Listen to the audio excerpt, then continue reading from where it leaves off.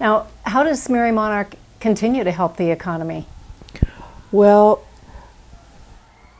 just by the halaus wanting to come, because there are places on Oahu, Maui, that have more accommodations than Hilo, but most of the halaus have this tie to Hilo because this is the birthplace of the Merrie Monarch Festival.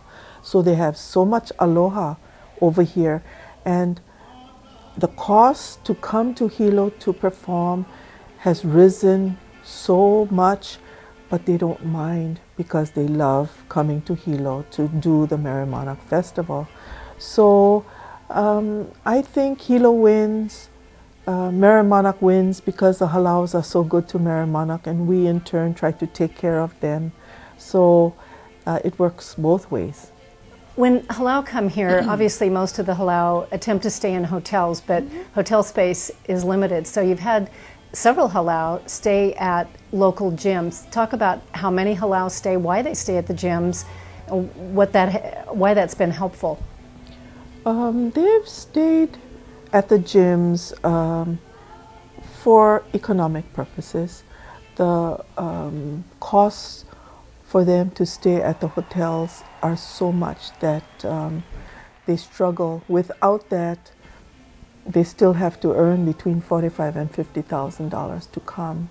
So that does not include a lot of times some of the groups that do stay at the gyms.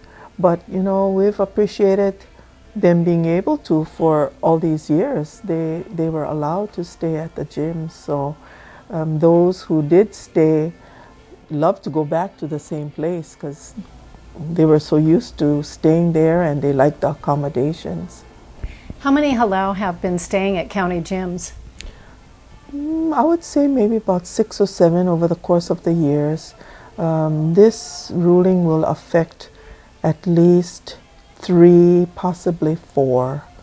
But you know, as soon as I got the notice, I've been trying to find accommodations for the halaus, and people in Hilo are very kind. They've stepped up to the plate to give me leads, and so I'll check on them.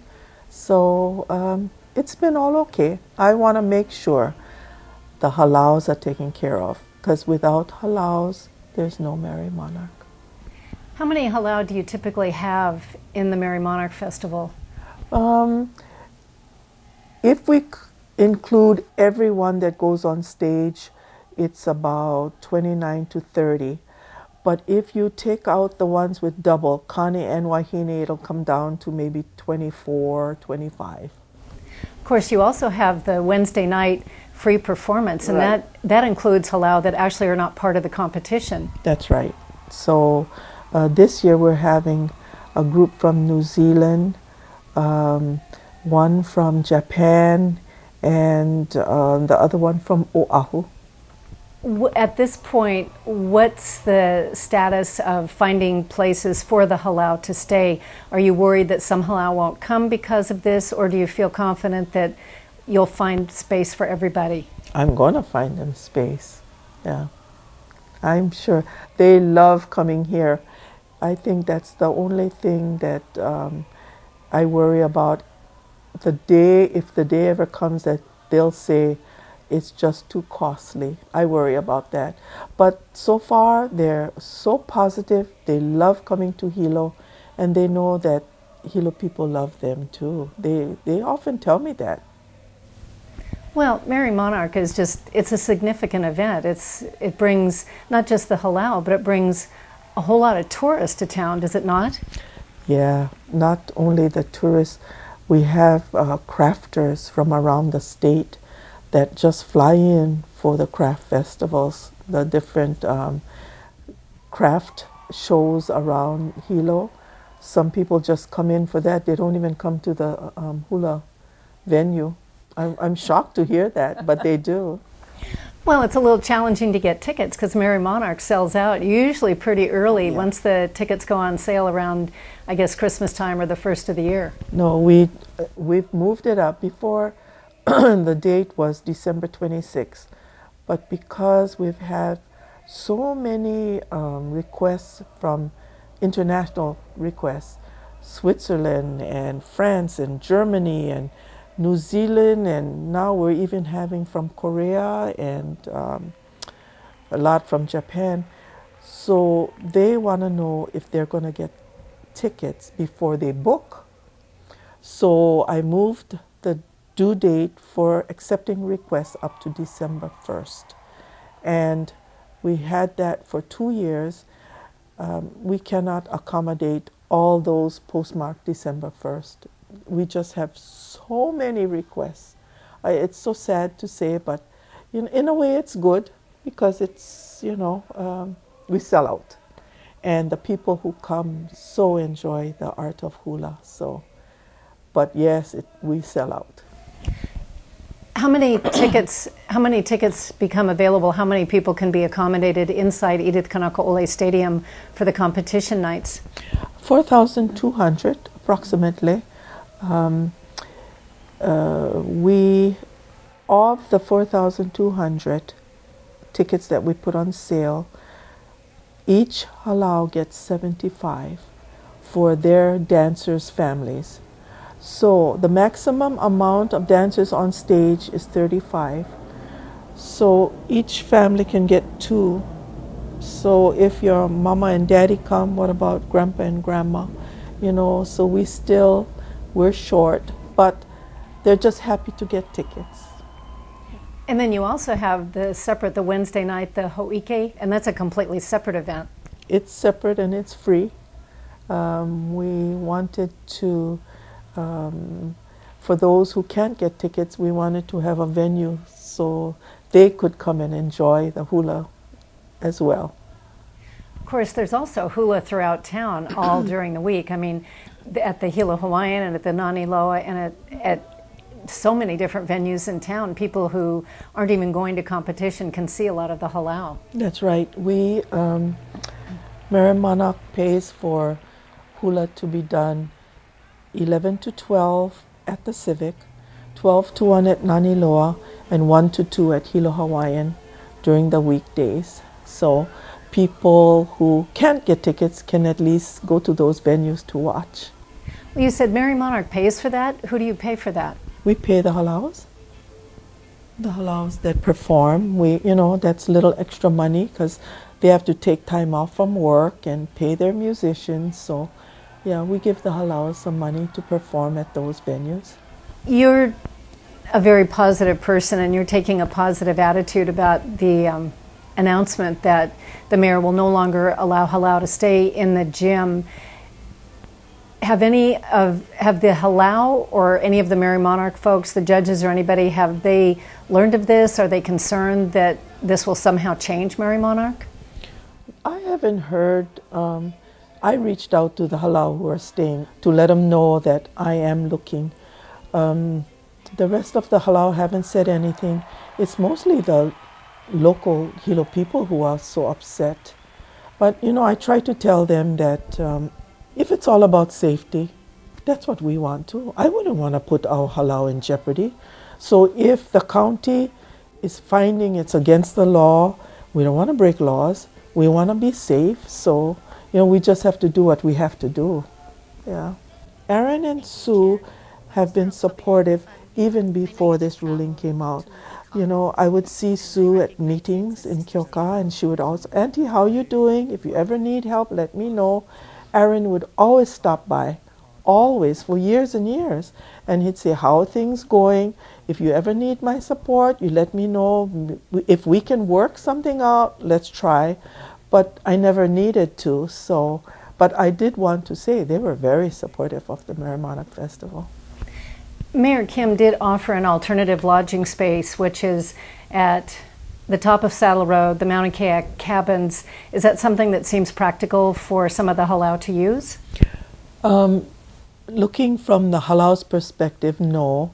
And that was nice of him. At least he was trying to find a place. But I think for those who don't know the workings of the Merrie Monarch, each halau who comes is entitled to 2 one-hour slots of practice on stage. So most of the halaus come up, go to wherever they're staying, get settled.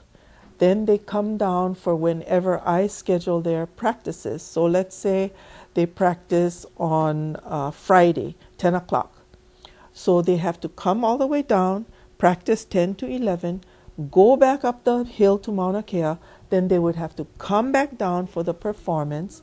And if they're in the later half, by the time they get home, it's 12, 1 o'clock in the morning. So that would have been too difficult. So although, you know, he tried to find us something, but it wasn't feasible.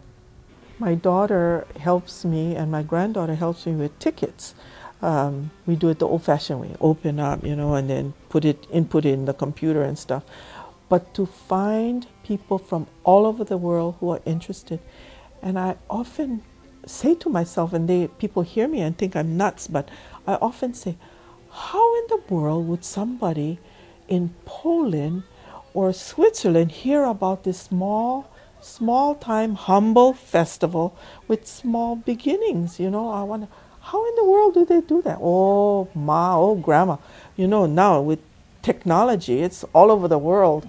I don't think that way. You know, I helped my mom from the 70s, so, you know, it was all old-fashioned way. Sticking to being humble. Don't forget the struggles we've had, because it wasn't always rosy. We struggled to keep this festival alive. My mom did. And so we used to sell buttons before for $1. And people wouldn't even buy the buttons for $1.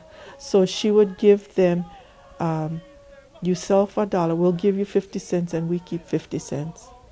She and Uncle George would end up going to the bars to sell the pins, the buttons, because they said when people feeling good, they buy. So that was their way to get people to come to the festival. They struggled. The festival was not always this popular and a sellout. It became so in 1976 when the Kani were first invited, and then it took off. Up till then, 63 until 76, we struggled. The festival was going to fold. Nobody wanted to take over being chairman of the festival. So the different chambers of commerce, the county of Hawaii, Uncle George, he was already out from, because Helene Hill was out, they all decided enough. Nobody was going to chair it. And my mom stepped up to the plate. And I always asked her, why in the world did you do this, you know? She said, I did not want to see another Hawaiian festival go down under. So I felt I'm going to do something about it. So as it started to be a beard contest and the barbershop quartet and the grog shop and the pageantry of the coronation, she asked Uncle George to introduce her to the kumu hula. He set up a meeting. At first, he didn't want to come back. He said, no, Dottie, you know, if you want to do it, you can do it. And she begged him, and he came back. He set up the meeting. She flew to Oahu and met with the master kumu hulas of the time. And they suggested to her to do a hula contest. That's how hula came involved. It was not that way before then. It was the barbershop quartet running a relay with live mullet. I don't know if you ever heard of that. There was a bicycle race from Kohala to Hilo. Just different events. That was what the Merrie Monarch Festival was about until my mom became involved and changed it and did a more cultural kind of festival. Well, and she obviously convinced Uncle George, now Opie, to stay around. She did. She actually went through the back door and went to see Albert Nahale'a, because Albert Nahale'a and Uncle George and my mom were the ones that were trying to help to get this going. And so Albert went to see Uncle George. He was working at Nale Hotel at the time and told him, Kyoki, you better help Dottie. Let's go help her. And that's how it all started, yeah. You can never say no to some of those kupuna. You just cannot. Exactly. So they knew what they were doing. Well, your mom, Aunty Dottie Thompson, is legendary, and she really was Miss Merrie Monarch until, of course, you took that role from her. But your mom was fabulous. She was. And a lot of times when I feel the struggles, I often think about her and her legacy. This is her legacy that I want to uphold with integrity. And now it's becoming the Luana Cavello legacy with integrity. It'll always be Aunty Dottie's. Yeah. Thank you very much, Aunty Luana. You're very welcome.